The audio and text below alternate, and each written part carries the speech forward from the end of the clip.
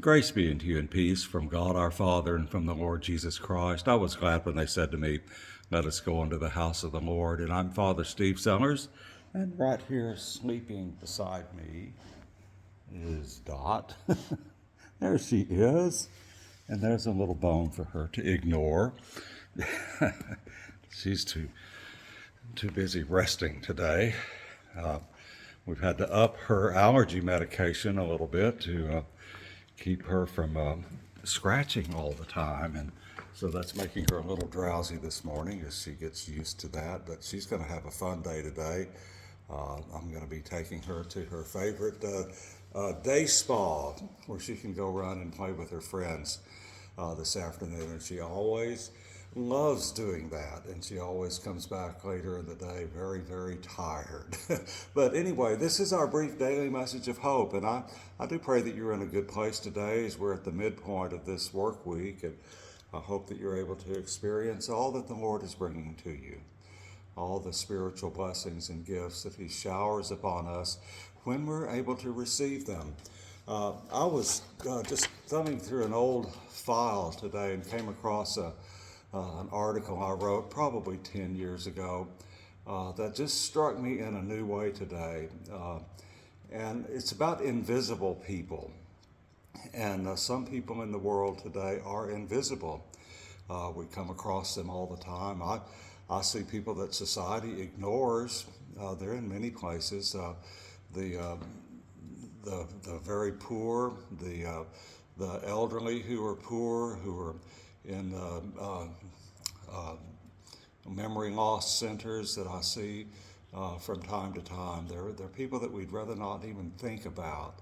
And it struck me, I did some research when I wrote this article, that the invisible people are all over the world, and they're called by different names, and these names are unfamiliar to us, as unfamiliar as their faces are. And they're called the Barakuman in Japan, the Dalit in South Asia, the Al-Akhdam in Yemen, the Adi Dravidas in South India, the Romani in Europe, Osus in Nigeria and Cameroon, Baekjeong in Southeast Asia, the Untouchables in India, the Pariahs in England. These are the underclass, the outcasts, the castaways, the throwaways, the forgotten ones, the displaced ones, the broken ones. These include the extreme poor, the permanently sick, the different ones, the solitary poor and disease, those suffering from mental disorders, the different ones. These are the people we really don't see in our world, those of us going about our own business. Sometimes we just don't see them at all. Sometimes we choose not to see them. There are about 200 million of these people on the Indian subcontinent alone, and there may be as many as 800 million of these invisible people worldwide.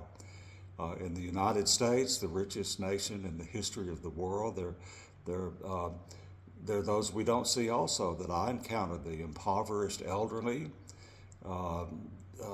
Many of the people on Medicare have incomes of less than $20,000 a year. The mentally ill, there are 61.5 million with formal diagnoses and 13.6 million in the U.S. with extreme forms of mental illness. There may be 44.7 million people in the U.S. who suffer from post-traumatic stress disorder. There are 1 in 5 people describe themselves as being lonely.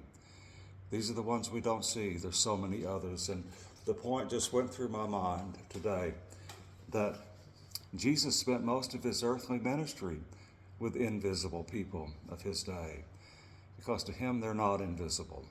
He sees all with his eyes and heart filled with love for them. And remember that when we go through the day, Jesus brings people into our path that he wants us to look at, and he wants us to acknowledge their existence and to pray for them, and when we can, to help them.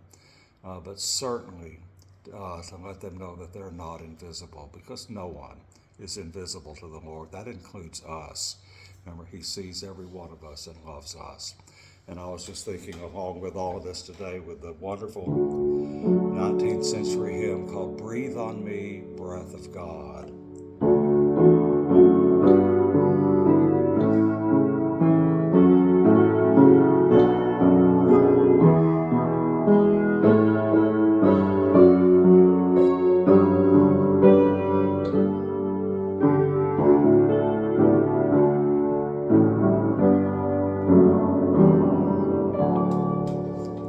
blessed day today. And God willing, Dot and I will see you here again tomorrow. God bless you.